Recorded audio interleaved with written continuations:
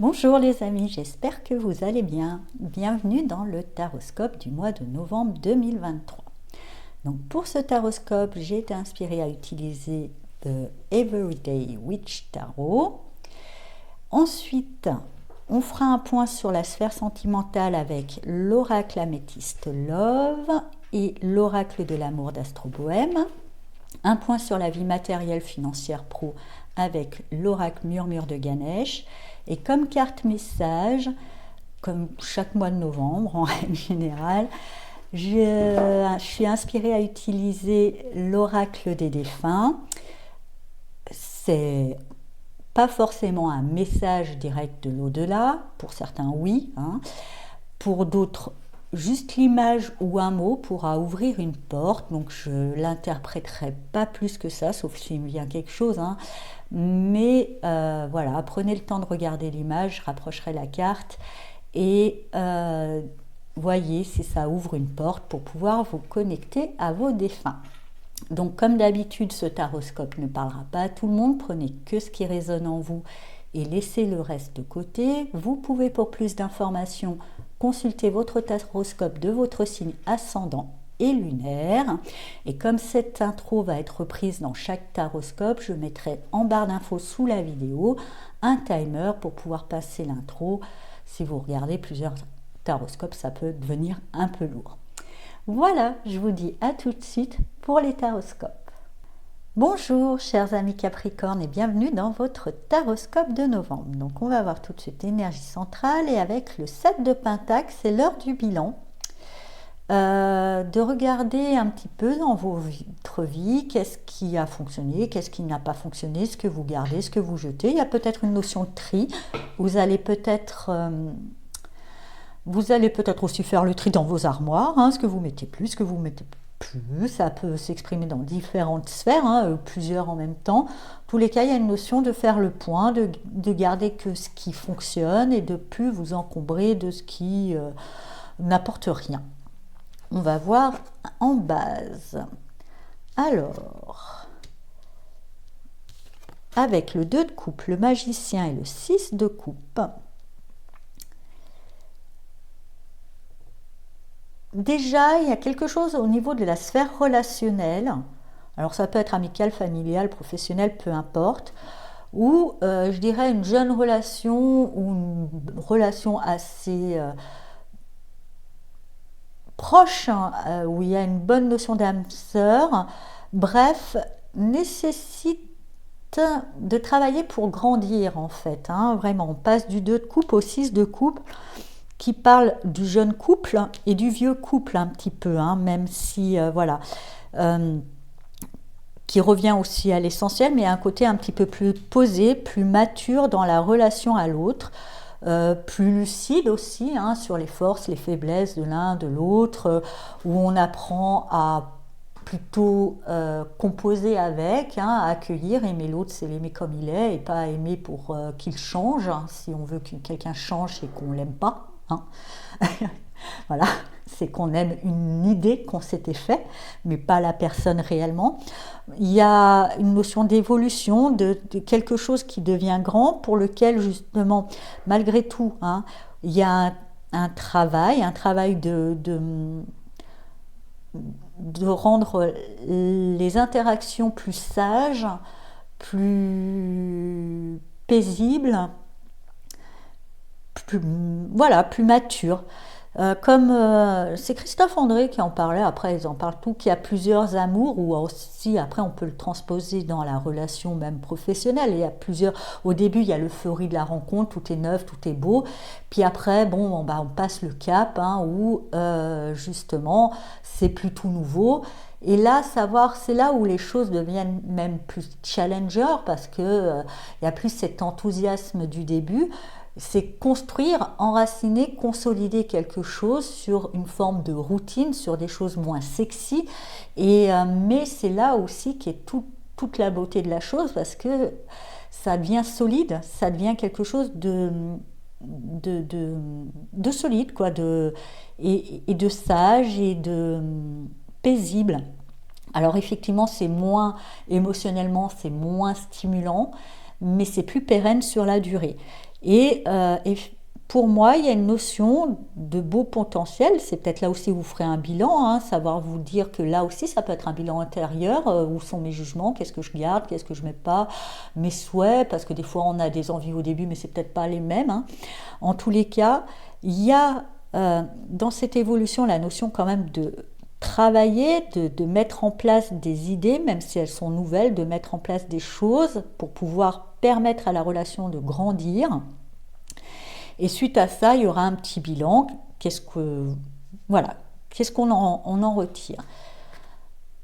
Avec la reine de Pentacle, qui vous représente bien, le 7 de Pentacle et le fou. Et bien, suite à cette évolution, comme je vous disais, sur lequel on travaille, qu'on a testé, voilà, on teste un petit peu la relation, on la teste, on met des choses, on garde des choses, on garde plus des choses, voilà. Suite à ces différents tests, et toujours dans une notion quand même de bienveillance, de soin, de respect, hein, c'est pas fait dans la violence, ouais, c'est trop nul, c'est très doux, hein, comme process. Vous pouvez ensuite passer, je dirais, hein, une fois que vous avez vous avez fait grandir cette relation, vous pouvez mettre en place peut-être, et c'est pour moi à deux, hein, c'est pas quelque chose que vous ferez seul, c'est peut-être justement dans un partenariat professionnel ou dans un partenariat amoureux, votre partenaire va vous soutenir et vous serez à deux pour oser aller vers un inconnu, oser mettre des choses nouvelles, une fois qu'on a bien consolidé, bien fait grandir, bien installé, hein, la relation. On se lance quand même, entre guillemets, équipé. On ne se lance pas avec 3 trombones sans trop savoir avec qui on part. On ne sait pas où on va, mais vous partez vraiment, vous savez avec qui vous partez. Vous connaissez bien la personne, vous avez pris le temps d'éprouver cette relation, vous avez pris le temps de la consolider, vous savez où sont les forces, vous savez où sont les faiblesses, vous savez très bien composer avec, vous avez fait le tri, vous avez fait votre propre remise en question à vous, la remise en question, l'autre aussi l'a fait, vous avez trouvé, je dirais, le bon partenariat, quoi, la belle complicité, voilà, cherchez le mot. Et là, vous pouvez vous lancer à deux vers un inconnu. D'ailleurs, c'est plus facile, hein, il y a moins de peur, on sait qu'il y a quelqu'un pour nous soutenir, il y a une certaine confiance en l'autre, même si je vous dis, cet inconnu, vous ne savez pas forcément où cela vous mènera. Donc il y a peut-être un nouveau projet de travail, un nouveau projet de vie si c'est en couple où vous partez, peut-être vous vous expatriez, hein, pour certains. En tous les cas, les deux protagonistes que vous seront solides. Après, ce vers quoi vous vous dirigerez, l'avenir vous le dira. On va voir un petit peu avec le pendu, le diable et le cavalier de bâton. Donc vous vous lancez vers l'inconnu, c'est pas forcément probant tout de suite.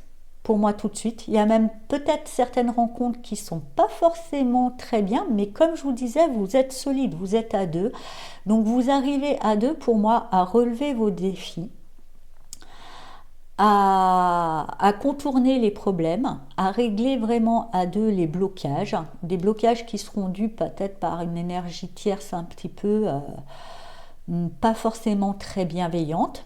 Mais vous saurez que justement, hein, le mieux c'est d'envisager un ailleurs. C'est peut-être, comme je vous disais, vous partez, hein, je sais pas, allez, je vous donne un exemple, là vous êtes à deux, vous avez consolidé, vous vous dites tiens, on va aller tester ce pays, je ne sais pas lequel, hein, un pays exotique. Bon, sur place c'est pas trop choucard, il y a plein d'escrocs, c'est pas grave. Vous dites ouais, à deux, vous saurez dire non, c'est pas là, on va en faire un autre, on va aller encore un autre. Vous serez vraiment dans une phase un petit peu.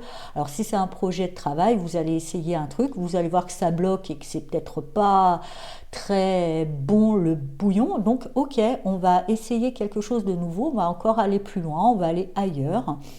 Et c'est toujours à deux.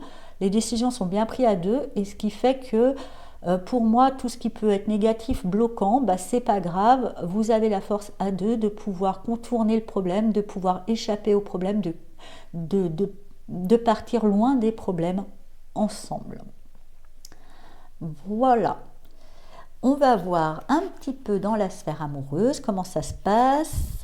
Alors, ruse, malhonnêteté, prudence. Donc là, je revois ce diable. Pour moi, c'est pas forcément l'autre. C'est vraiment, il y a une énergie tierce qui vient, parce que là, moi, pour voir votre sphère amoureuse, elle est solide, mais il y a une énergie tierce qui vient un peu foutre la merde. Donc, au lieu de lutter contre cette énergie tierce, veillez vraiment à consolider le lien qui vous unit à l'autre. Ce qui fait qu'après, il peut bien avoir tous les gens un peu malveillants, tout ça, qui puissent essayer de vous embêter, il ne vous atteindra pas. D'accord.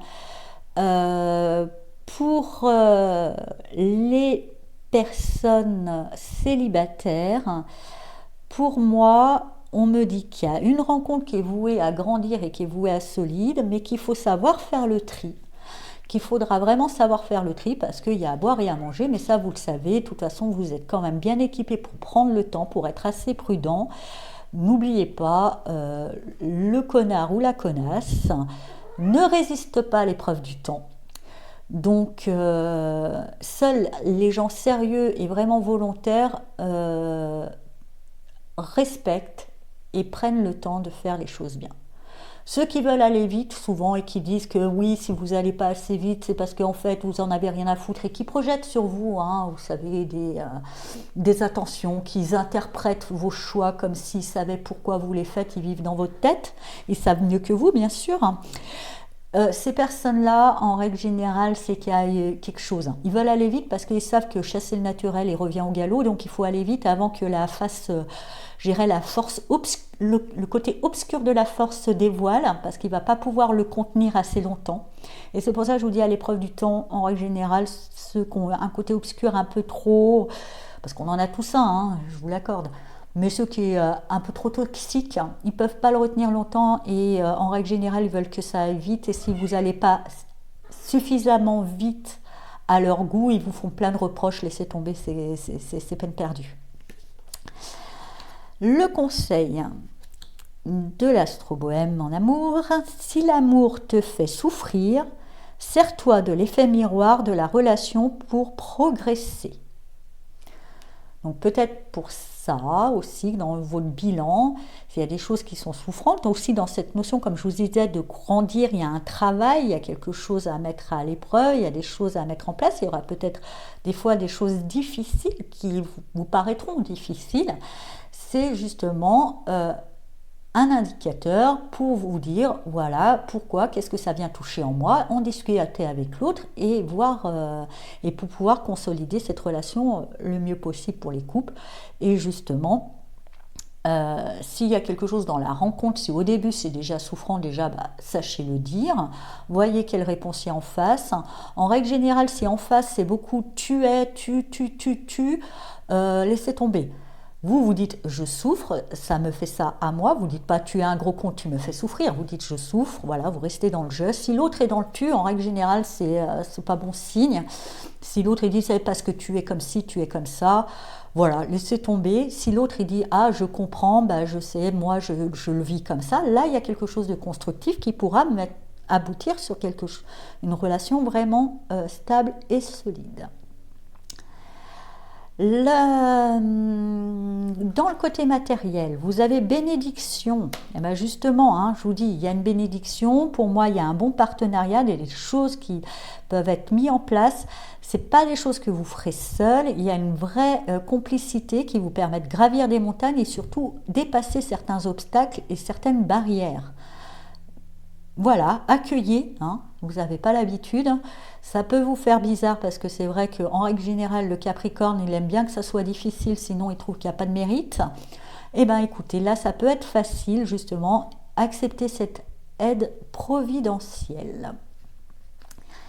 Et pour le message des défunts, donc pensez à un défunt proche voilà, le premier qui vient à l'esprit est le bon. Regardez l'image, voyez ce que ça provoque en vous, qu'est-ce que ça ouvre, notez, n'hésitez pas aussi.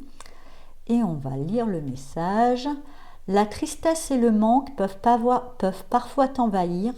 Ferme les yeux, place-moi dans ton cœur, je suis là. Voilà, chers amis Capricorne, j'espère que ce taroscope vous a parlé. Je vous souhaite un tout beau mois de novembre et je vous dis à bientôt. Au revoir.